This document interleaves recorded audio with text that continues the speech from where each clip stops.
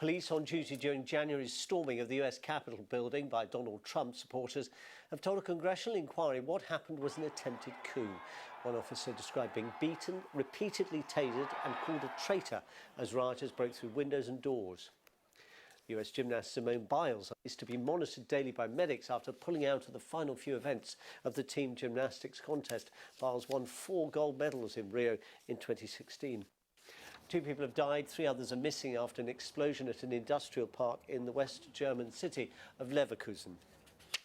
Former King of Spain, Juan Carlos, is being sued by his ex-lover who accuses him of having used the Spanish intelligence service to spy on her. Corina Susan Wittgenstein alleges he put her under surveillance and hacked her phone. A spokesperson for South Korea's president says North and South Korea have reconnected communication ties to improve tense relations. The United Nations International Organization for Migration says at least 57 migrants drowned near Libya Monday when their boat overturned.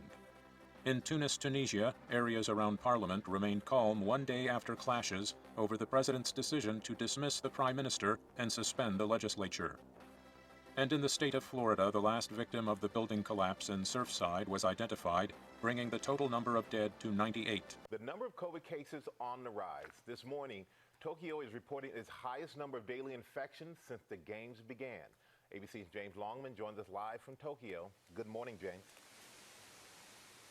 Yeah, good morning, Michael. There has been a huge increase in COVID cases here in Tokyo. More than 2,800 cases reported in the last 24 hours. That is more than double what it was on this day last week, and that's actually higher than at any point during the pandemic here in Japan. It is being fueled by the Delta variant. The link to the Olympics is very difficult to make, but obviously the optics are not good at all.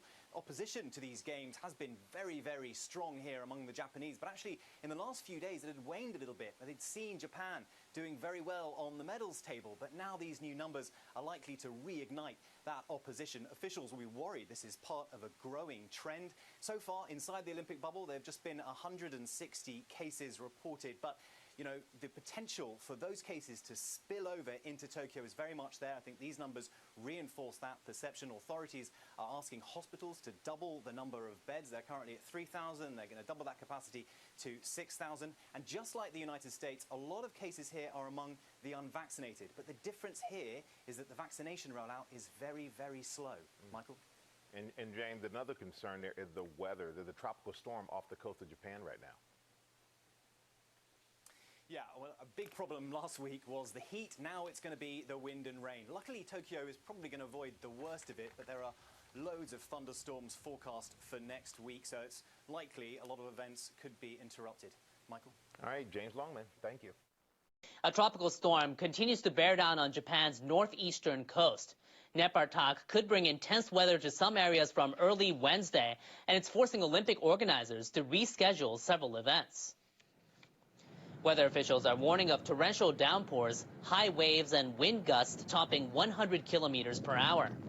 Nepartak will likely bring thunderstorms and dump 180 millimeters of rain on coastal areas over the next day.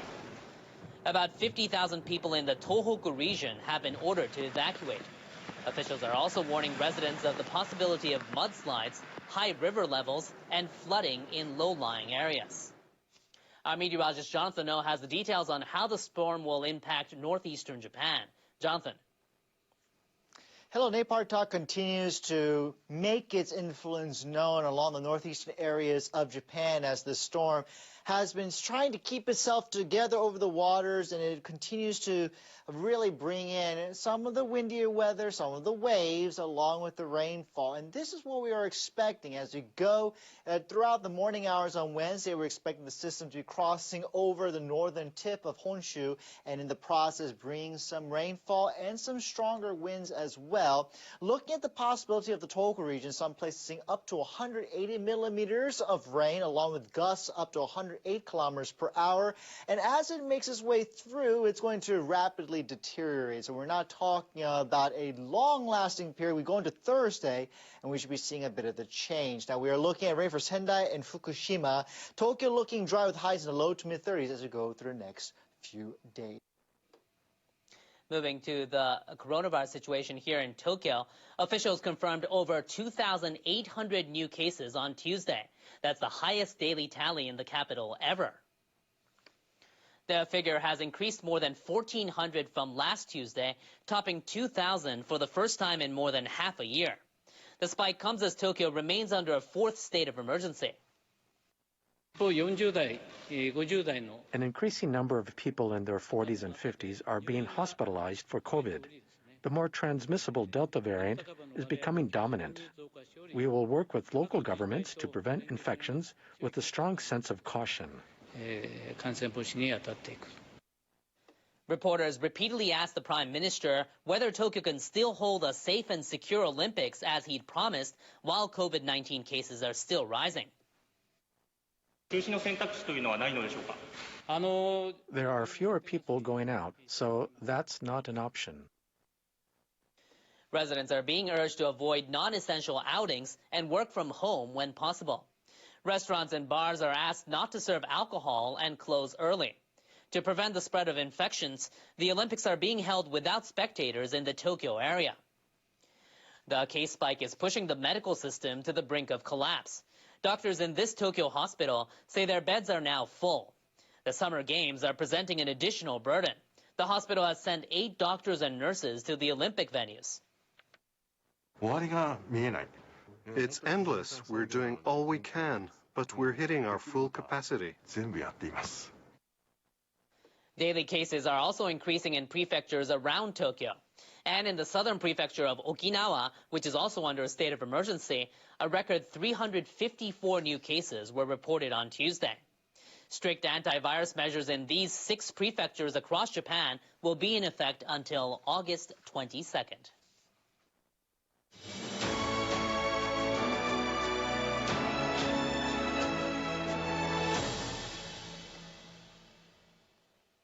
The latest now from the Tokyo Olympics. Japan has clinched gold in softball with a 2-0 victory over the United States. It's the host nation's 10th gold medal so far. The result is also a lot like history repeating itself. Japan took gold and the U.S. silver when the sport last featured at the Games in 2008.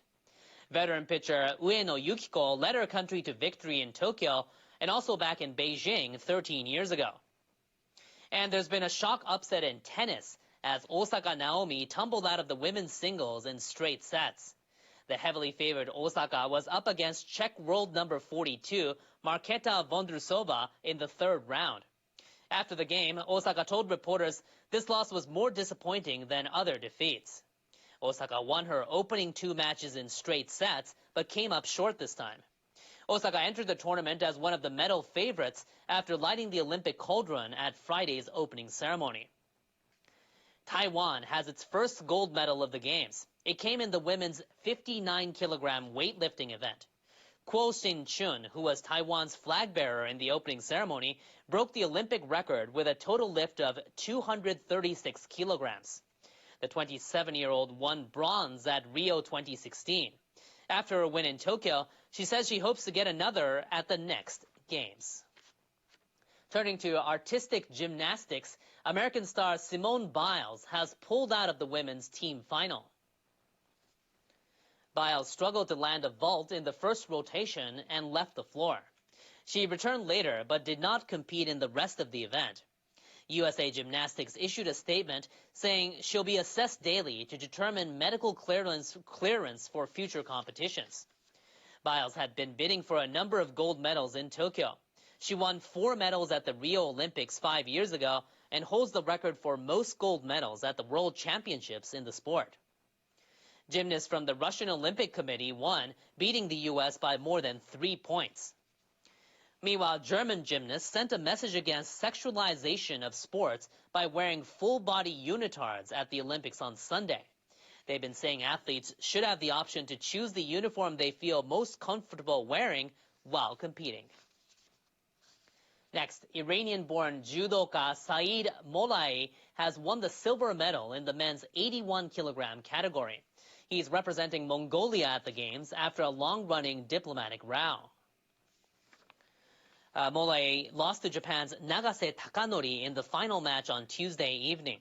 In the background is his claim that he was pressured by Iranian authorities to withdraw from the World Championships in 2019 to avoid the possibility of a match against an Israeli opponent. Tehran does not recognize Israel as a state. The sport's governing body responded by disqualifying Iran's Judo Federation. Mollaei competed as a refugee instead and eventually acquired Mongolian citizenship. 29 athletes are competing in Tokyo on the refugee Olympic team. They say they want to send a message of hope to refugees across the globe. We are all human beings, and we can do what others are doing also as well, because no one chooses to be a refugee. Another athlete from South Sudan said he wants to raise awareness and increase support for displaced people through the team's performance. This is the second time the International Olympic Committee has formed a refugee team following Rio in 2016. Now, the Games Organizing Committee says it's warned the Olympic committees of several countries about rule violations, such as not wearing masks. Officials said on Tuesday warnings were issued after confirming some participants were not wearing masks. Athletes and others involved in the Olympics and Paralympics are asked to follow the Tokyo 2020 playbooks, which outline anti-infection rules, including wearing masks at venues. But many cases of people not wearing them at various venues have been reported. The judo competition started Saturday at the Nippon Budokan. Foreign athletes and coaches seated in spectator stands have been seen there without masks. Organizers and volunteers have been urging people to wear them using signs written in English. Reporters pointed out Japanese Olympic Committee President Yamashita Yasuhiro was not wearing a mask at the judo venue. Asked if Yamashita was warned, organizing committee spokesperson Takaya Masanori said he was not aware of specific cases. He added if it's confirmed Yamashita wasn't wearing one, officials will urge him to follow the rule. Indonesia is aiming for more than medals at the Tokyo Olympics. Officials are also looking to map the pathway to holding the events in the future. NHK World's Ferdinand Karsten reports from Jakarta. Indonesia is one of the countries in the world aspiring to host a future Olympic Games. This vision comes from the success of the 2018 Asian Games held in Jakarta. To host the Asian Games, Indonesia built or renovated facilities and infrastructure according to international standards in only 2 years, after Vietnam withdrew from hosting the event in 2016. President Joko Widodo said the event had opened the eyes of the world to acknowledge that Indonesia can be a good host for international events. To host the Olympics is not something to show valor, but is a way to improve the image and dignity of the nation. Brisbane, Australia. Indonesia raised their hand to host the 2032 Olympics in 2018. But Brisbane won the bid for the Games. So now the country is aiming for 2036. Indonesian athletes have won 2 medals so far. A weightlifter, Windy Cantika Aisyah, won a bronze medal in the 49-kilogram class. Then another lifter, Eko Yuli Irawan, won a silver medal in the 61-kilogram class. Indonesia realizes the importance of Tokyo Games and wants to promote its bid to other countries' Olympic committees.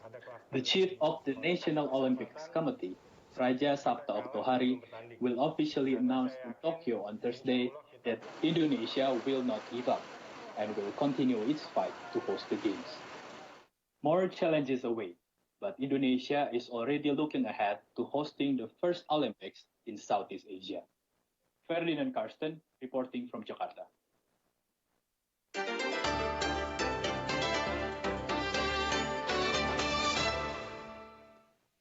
Philippine President Rodrigo Duterte has delivered his final State of the Nation address. He reiterated his stance on an international tribunal ruling in 2016 that dismissed Beijing's claims over most of the South China Sea. Duterte started off with a confrontational stance against China, saying the ruling is part of international law and there's no room for compromise. But later, he complained about the ruling. What will I do with a document that is not